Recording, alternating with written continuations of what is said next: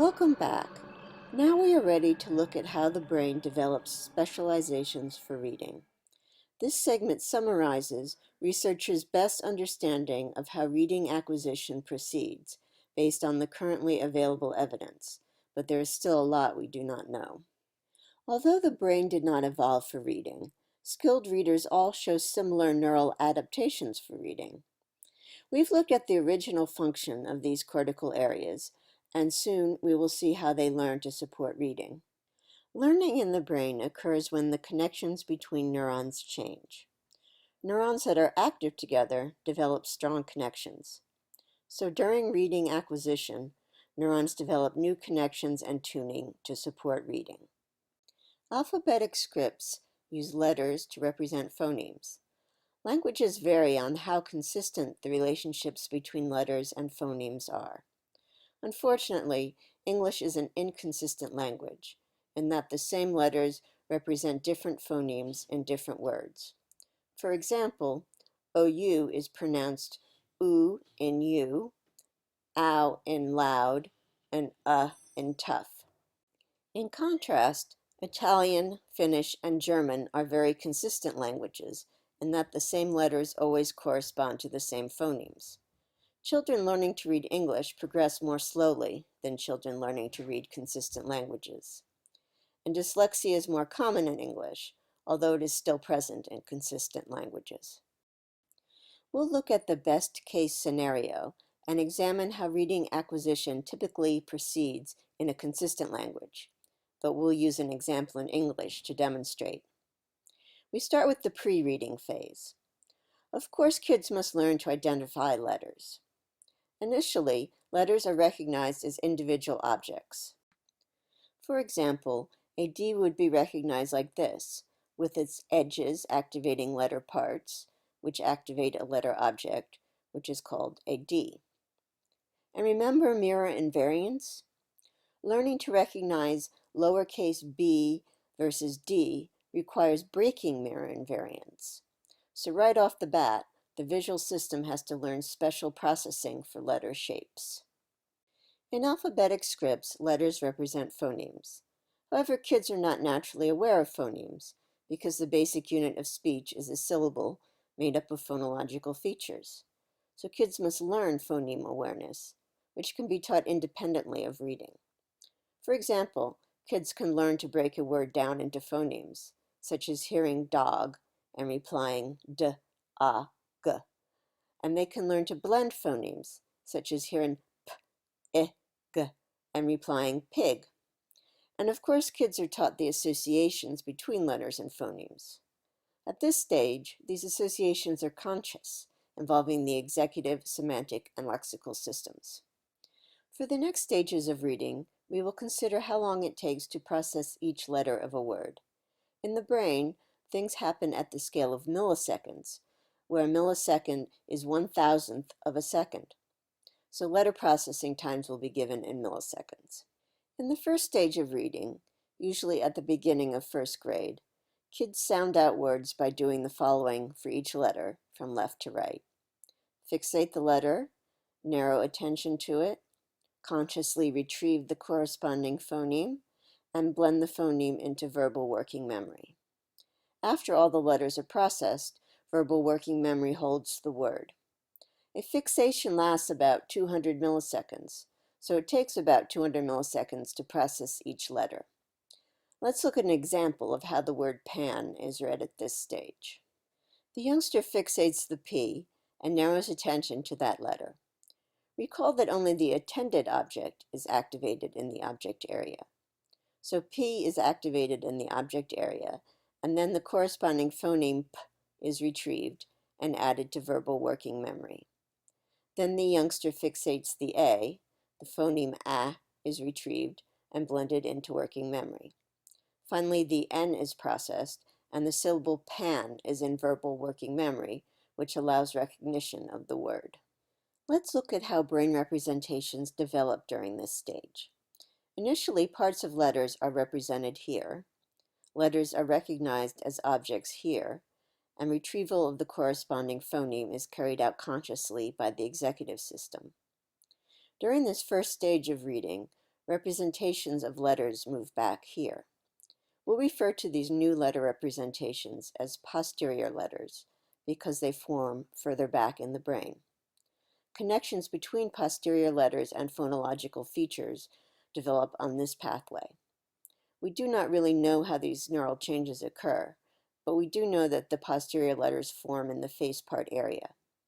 Here's a possible scenario of how that might happen. We'll look at the example of the letter P and its phoneme P. In the brain, neurons that are connected together become active together. So the phonological features activate neurons tuned to the corresponding lip shape. Neurons that are active together become connected together through learning. This will generate the new connections shown in purple. Let's consider the new tuning of the purple neurons. This group of neurons is connected to the parts of P, so it is now tuned to the letter P. That is, a letter representation forms in the face part area. This group is connected to the phonological features for the phoneme P, so it is now tuned to P. So a phoneme representation forms in the audiovisual speech area. The important point here is that direct connections between letters, phonemes, and phonological features form along the audiovisual speech pathway. This allows automatic, rather than conscious, selection of the phoneme corresponding to a letter. So once this direct pathway is established, a phoneme can be selected more quickly. For example, the letter D can activate the phonological features for D more quickly through the automatic pathway than through the conscious pathway. But moving the eyes is relatively slow, so it would be good if selection of each letter could also occur more quickly. Recall that an object can be selected by visual attention without moving the eyes. It only takes about 50 milliseconds to shift attention, which is considerably faster than fixating each letter. So the second stage of reading involves shifting attention across the letters of a word while holding the eyes steady. This stage typically starts by the end of first grade. Kids can now process about 4 letters within a fixation at the rate of 50 milliseconds per letter. So a short word is processed as follows. The child fixates the middle letter. Attention is shifted to each letter, which activates the corresponding phoneme and phonological features. The rapid activation of phonological features allows automatic assembly of syllables, similar to the way a syllable is recognized in speech. So, for example, the processing of pan looks like this. The child fixates the A, but shifts attention to the first letter. P is activated here, causing the phonological features of P to be activated. Then attention is shifted to the A, which activates the phonological features of A. Then attention is shifted to N, activating the phonological features of N. This sequence of phonological features activates the word pan. Note that children can only progress to this second stage of reading after the automatic pathway is established, because conscious phoneme selection is too slow to be completed within the time frame of attention shifts. Let's look at how brain representations develop during this second stage. The rapid activation of posterior letters allows representations of whole words to develop in the object area. These are called visual word forms, and they are tuned to a word's spelling. Visual word forms become linked to words. So in our pan example, a visual word form tuned to PAN develops here, and it connects to the word pan. So now the pronunciation of a word is processed by 2 pathways at the same time. The lexical pathway recognizes a sequence of letters as a whole word. That is, the letters activate a visual word form, which activates the corresponding word. In contrast, what we have called the automatic or direct pathway is a sublexical pathway that converts letters to phonemes, which activate the word.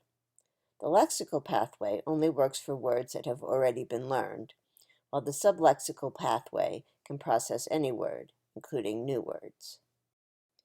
In the third and final stage of reading, readers process words without shifting visual attention within a fixation. This stage probably begins around third grade. Researchers do not agree on how letters are processed at this stage. To illustrate, the child fixates the middle letter and spreads attention across the word. Somehow, the visual input automatically activates a representation of the order of the letters. The letters activate the phonemes p, a, n on the sublexical pathway and the visual word form pan on the lexical pathway. Both pathways activate the word pan. If you are a skilled reader, you can experience the difference between stage 3 and 2 directly. First, read this made-up word. Now read this made-up word.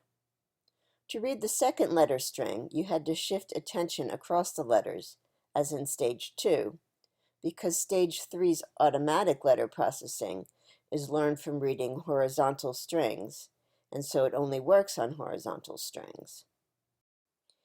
In 4th grade, readers identify 4 or 5 letters per fixation, so longer words require multiple fixations. Reading speed continues to increase into high school as children learn to process more and more letters per fixation. A skilled adult reader can process about 8 to 10 letters within a fixation.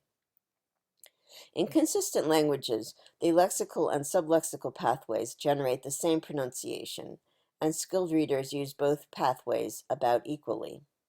In an inconsistent language like English, skilled readers come to rely more on the lexical pathway because the sublexical pathway can generate the wrong pronunciation. However, this creates a catch-22. Due to its inconsistency, English requires increased dependence on the lexical pathway. However, instantiation of the lexical pathway depends on fast activation of posterior letter representations, which depends on formation of the sublexical pathway. But formation of the sublexical pathway is slow and inefficient in English due to its inconsistency. We will talk more about the resulting implications for English reading instruction in the final video segment. So to summarize, the visual and speech systems must learn specialized processing for reading. In the visual system, mirror and variance must be broken, letters must be processed in order, posterior letter representations must develop, and written words must be processed as objects. The audiovisual speech system is initially tuned to the natural relationship between lip movements and speech sounds. However, it has to learn arbitrary associations between letters and phonological features. The phonological system is initially tuned to phonological features and syllables, but reading requires the formation of phoneme representations. During the first stage of reading, each letter is fixated. Neural specialization for reading begins with the formation of posterior letter representations and their connections with the audiovisual speech system, forming the sublexical pathway. In the second stage of reading, rapid letter processing via attention shifts is now possible, which induces development of visual word forms, constituting the lexical pathway. In the third stage, letter processing becomes more automatic as the visual system learns to encode letter order without shifts of visual attention. If any of these specializations fail to occur, reading does not become fluent and automatic. This is called dyslexia, which we'll discuss in the next video segment. This concludes our discussion of reading acquisition.